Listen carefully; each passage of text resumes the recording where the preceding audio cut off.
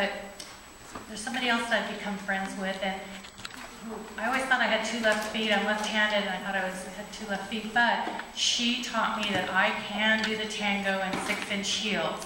Now, not very well, but indeed, I can cross the floor and get some groove on. So, and in her spare time, she's also Pulitzer Prize winner, former U.S. Poet Laureate. But most of all, to me, she has the best collection of 6-inch heels that you will ever see. Rita Dove.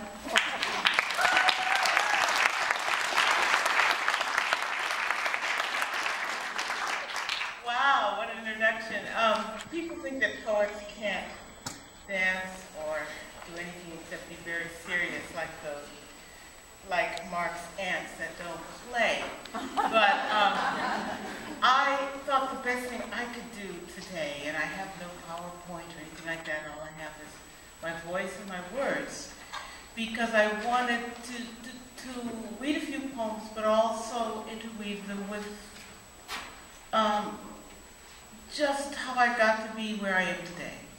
And I must say that over dinner I was talking with a group of wonderful young women, and I asked them, because I am a teacher and this just happens, I kind of asked them what they were interested in, and we went around the table. And the thing that really impressed me was the fact that one of the chief frustrations was that they were interested in so much. They said, but I like this, and I like this, and I like veterinary medicine and fashion and reality shows and video games and physics. So how do I sort this stuff out? And the best thing I could say is that when I was your age, I had no idea what I wanted to be, because there were so many things I wanted to be. And to be a poet, to become a poet, was in an odd way not even on my radar screen, though I wrote all the time, though I read all the time. And one of the reasons for that, I think, is because I had no models. I had never found a world in those books. And when I didn't find the world where I fit in, I turned to writing about that world. No idea that this was something that one could actually pursue once you were past childhood. But I began writing that way. Now, I come from a family of scientists, so I was never really terrified of the sciences. My father's a chemist, my brother's a computer scientist, and I grew up writing, first of all, science fiction, because I was reading science fiction. I love science fiction, so I put little black girls on the moon and, you know, out in the asteroid fields and stuff like that in the stories that I was writing. But I figured by the time that I got to high school, and people would ask me what I wanted to be when I grew up. And I loved physics, and we were talking about that at dinner. Some people said, oh, no, not physics. But I really liked it. I liked all of the sciences. I liked math. But I also loved to read. I just assumed that I needed to be a doctor, a lawyer, or a teacher. These were the options open to me. And so when someone asked me what I wanted to do, I would usually say teacher, because that seemed to allow me to read more books. Until two things happened, and one of them is scientific, and one of them is literary, actually. The scientific one happened in 9th grade when I hit geometry. Because up to that point, math was, you know, pretty okay. And I liked it. It gave me certain rules. But by the time I hit geometry, I suddenly had to imagine planes without dimension, lines that went forever. And it takes an active imagination, and it was failing me terribly. So I went to my brother, who was 2 years older, and I said, what do I do? I can't seem to master this. And he said, you just have to sit down in a room until it comes to you. Great advice. But at that moment, I sat down and I realized that even though I was sitting in that very room, and I couldn't see the next room, that the plane, the ceiling extended forever. And at that moment, when I realized that even though I couldn't see it, it was there, and therefore, why not have it extend forever? I realized how close poetry and the sciences were. They all require that you imagine something that you cannot touch at some point. You have to be able to imagine your dream even when you're not quite sure what it is. And so that moment gave me, oddly enough, a push toward doing all the things that I loved. And I loved to play music, and I loved to dance, as Ricky said, and I also loved to read and write. And I just decided at that point I was going to go until someone stopped me. You know, you just go until your energy runs out, or you figure out what you're going to do. The literary thing, however, happened with a wonderful high school teacher that I had my junior year, and everyone said, "Oh my God, you have her, you have Miss Oshner, you know, she's a battle axe, you know, she doesn't tolerate fools."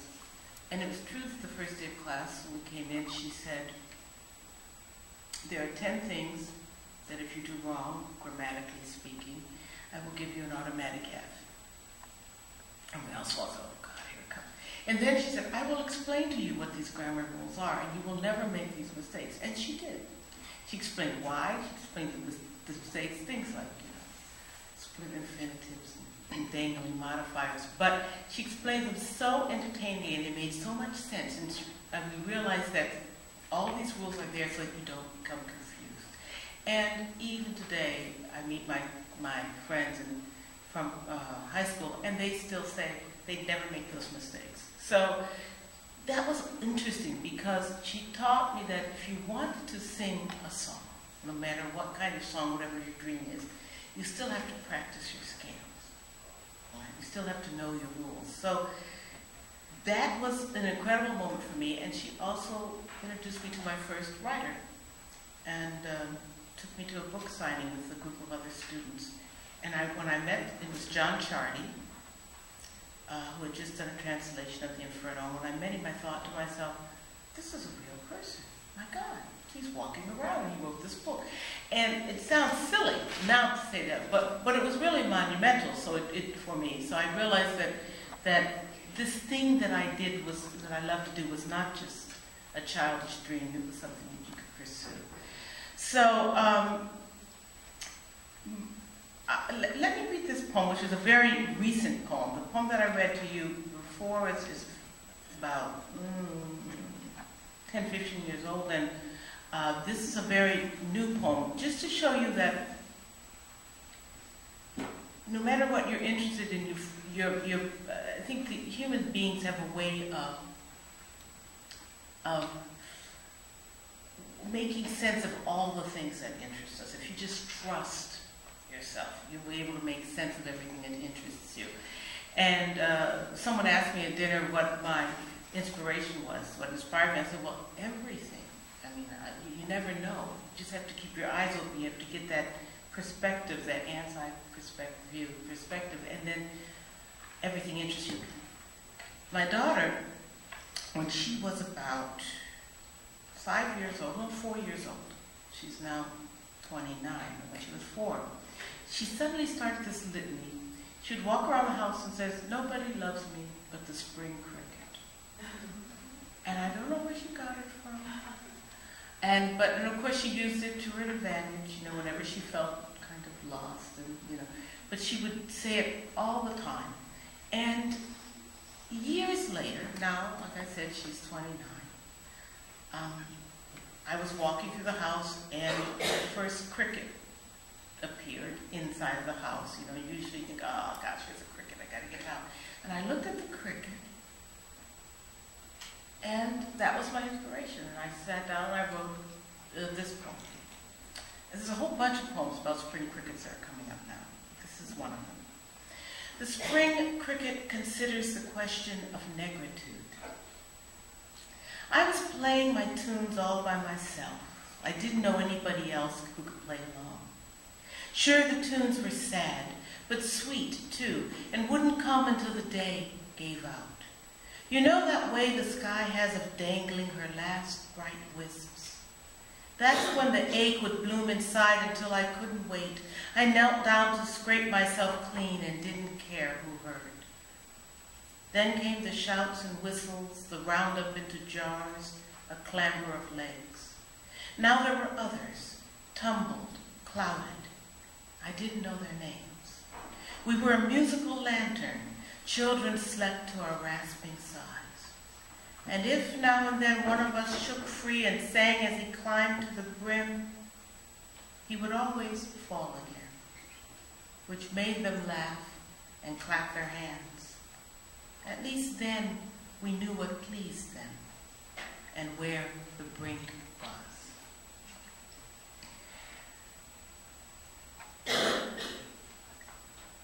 I want to open it up to questions. I think we have a few minutes, I'm not sure. Do we have a few minutes? Okay, good. So just shout it out or jump to the mic or whatever. Here comes the mic. Who's the first one?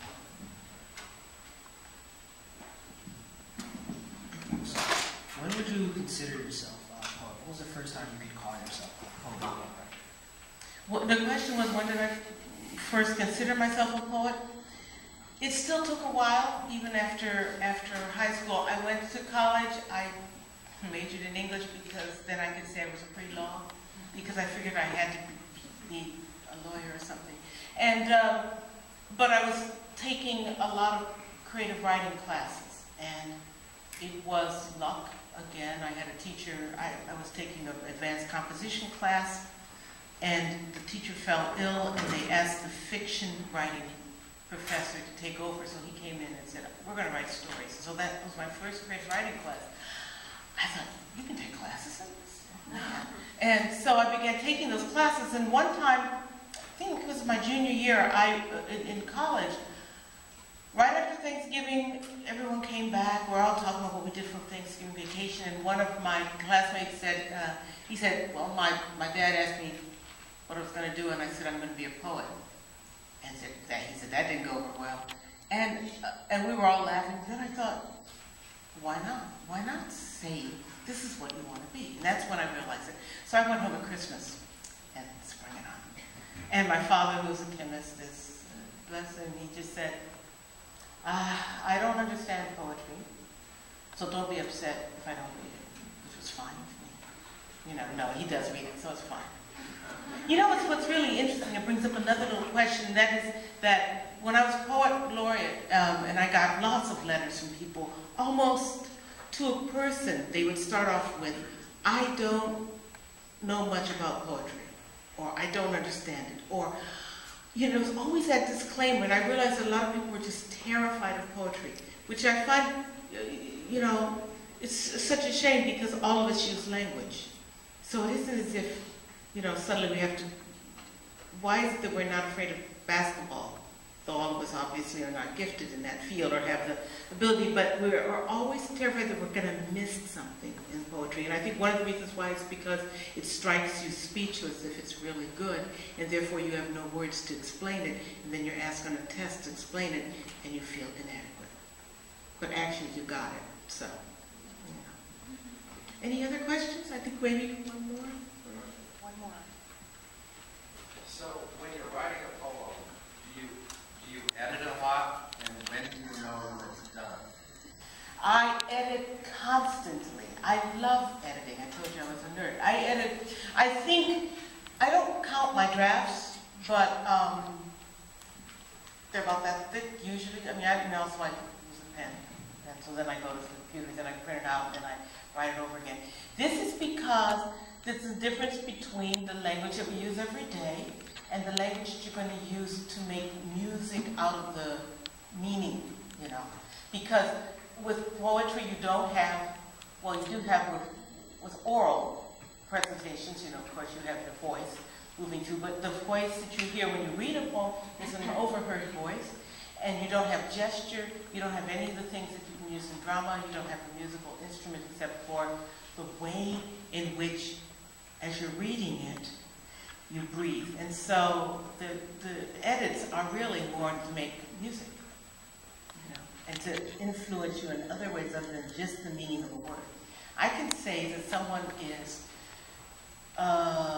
plain, or I can say that they're ugly, you know, or I can say that they're okay looking, but all those things, because of the way the words, the beats that they have and the way that the voice pitches up and down tells you a lot about how unattractive or unfortunate this person is.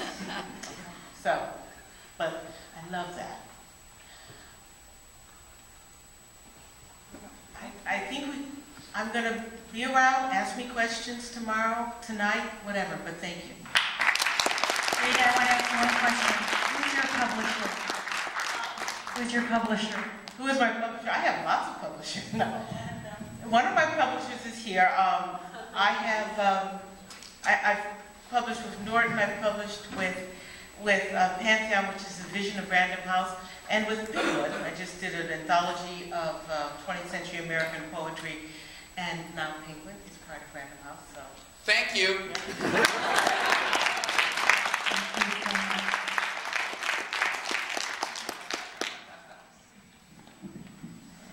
The next speaker.